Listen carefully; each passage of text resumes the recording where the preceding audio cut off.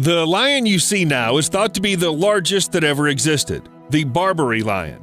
I'll give you one guess as to what caused this creature to become extinct. Of course, it's pretty obvious that humans have made a lot of animal species extinct, but when it comes to lions, we're not the only ones having a negative impact on their population. Today, you'll learn how humans learn to live underwater, why monkeys steal lion cubs, and how factories change the color of animals. And this is not a snake. Many eagles, hawks, and other such birds are daytime top predators with no equal. But at night, the balance of power changes. Wait, what? Yeah, an owl just snatched a buzzard right out of its nest. Wasn't embarrassed at all. Here, let me rewind. It's not a bird, it's some kind of winged ninja. And there are many such cases. During daylight hours, an eagle will gladly dine on an owl or its chick if it catches sight of them. Some species prefer birds as their only meal. But as the sun sets below the horizon, it's owl time. They're real killing machines. They eat everything, including other raptors, reptiles, even skunks. Why not snack on an eagle? Even if the prey is many times larger, it doesn't mean owls won't try. And yeah, don't forget that they fly completely silently. I already talked about this in one of our earlier videos. Good. It's impossible to prepare for an attack by someone who acts in the dark and doesn't make a single sound. Hey, what happened? But okay, owls attacking eagles, they're at least, well, in the same weight class. I mean, they're birds, right? Baboons are an entirely different matter. Baboons stealing lion cubs? At first glance, it looks like a cosplay on The Lion King. It only lacks an appropriate song behind the scenes and Pride Rock. In addition, there's evidence that the female baboon seriously cared for the found lion cub as if it were her own cub. She brushed its hair, carried it from tree to tree. Reality is, though, this isn't a cartoon. And Elton John and his songs won't help. Baboons do steal little lions, but they do it not in order to play their Hamlet in the middle of the savannah. Everything is much more tragic and simpler at the same time. Lions eat baboons. And it's almost impossible for primates to beat such a predator, so they had to invent a cruel scheme. Baboons steal lion cubs to get rid of the threat in advance. No baby means no adult lion who will eat them for lunch in the future. Yes, wildlife as it is. Generally speaking, stealing is always, well, at least annoying. Imagine going out fishing, setting a trap, then someone just stole your entire catch.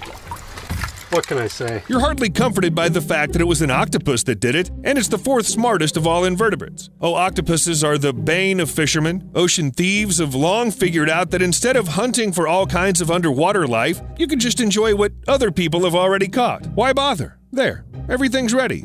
Almost a buffet. All that remains is to escape from the crime scene in time. And the octopus has enough intelligence for that too. Scientists found out a long time ago that they're incredibly smart and cunning creatures. They can open child-proof jars, build shelters from improvised materials they can remember, and even seriously dislike humans. And eating crabs? What can I say? Unlike the poor fishermen, Dalmatis spiders know exactly how not to miss their prey. Perhaps that's why they prefer to eat them right on the spot, and that's why spiders eat fish. Seriously, they hunt by waiting at the edge of a pond or stream, seeing ripples from fish movements. Spiders literally run on the surface or immediately jump into the water to catch their prey with their strong legs. By the way, their span can reach 8 centimeters, enough to cope with small fish. After that, it's everything as usual. A poisonous bite, a short wait, and bon appetit. But it's unlikely you'd take a spider with you on a fishing trip as a helper. Yeah, they look kind of unfriendly. The alcedo, on the other hand, is another matter. This bright bird, a little bigger than a sparrow, really knows a thing or two about fishing.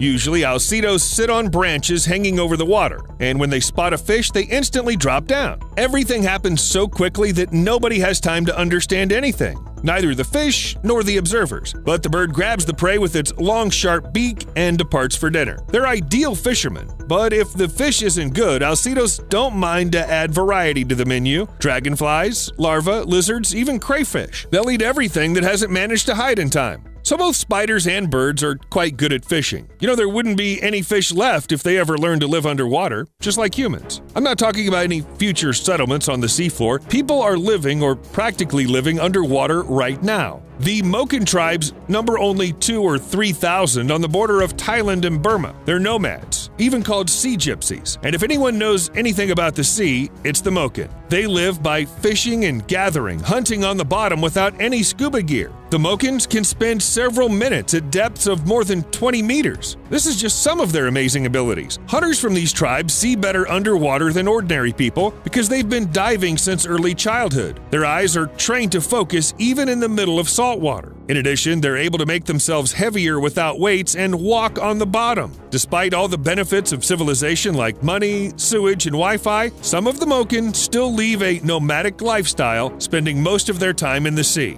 Unfortunately, there aren't many of them left. But I wonder if the Moken skills would work outside of the sea they know. For example, like in a pool. If water nomads are so good at diving, what can they do in the Y40 Deep Joy, the deepest pool in the world? It's just an incredible structure. Basically, it's something like a long, wide tube that goes to a depth of 42.15 meters. The complex has 4 underwater caves for the training of divers and the underwater glass tunnel for visitors. Here, various experiments and research are constantly conducted as well. But even the creation of this pool is still an experiment. It's believed that it took 9 days to fill the Y40 with water, and its total capacity is 4,300 cubic meters. Let's get out of the water, pretend we're in a forest, and look up. Notice anything unusual? The trees aren't touching each other. It's as if they're keeping their distance on purpose so that… And why exactly? This phenomenon is called crown shyness. And I'll tell you right off the bat, scientists are still not sure why something like this happens at all. They've been studying shy trees for 100 years, but haven't come to any consensus. Some think it happens to reduce the spread of pests. If you don't get too close to an infectious one, you don't get infected yourself. Basically, it's just like people.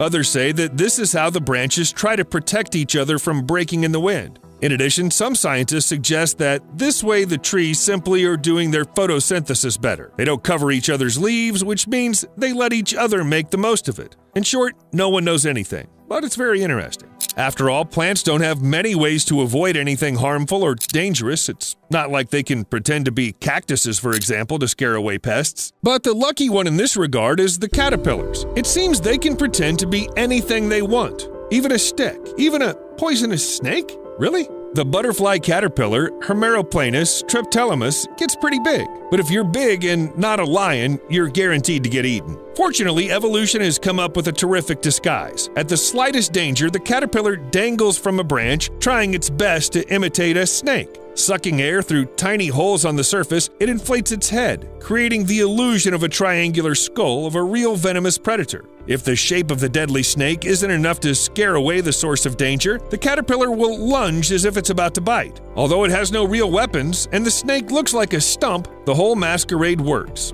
Now, if the animal world were to award an Oscar, I'd give it to this species. Probably no one goes through such rapid and amazing changes. More often than not, they take a really long time at all, especially when it comes to evolution. However, you can see it in action on butterflies. Let's leave the snake caterpillars alone and travel to mid-19th century Britain. Look, this butterfly is called the peppered moth. It looks pretty boring, but it's the one that had the most amazing metamorphosis. Originally, the wings of this butterfly were white with black spots, and this coloring helped the insects blend in with the bark of the trees. It makes sense. If you're inconspicuous, you won't get eaten. Well, at least not immediately. Basically, everything was fine until the Industrial Revolution. Along with it came large-scale air pollution. Ecology greatly affected the vegetation, lichens disappeared, and the butterflies were hiding in them. They had to think of something new quite urgently. For example, to darken. But the story wasn't over there either. More than 100 years later, people began to fight air pollution, and the lichens gradually returned to the tree trunks. The butterflies sighed heavily and brightened back up. Today, black specimens are still found, but they're incredibly rare, at least until the next ecological problem. We'll see you soon.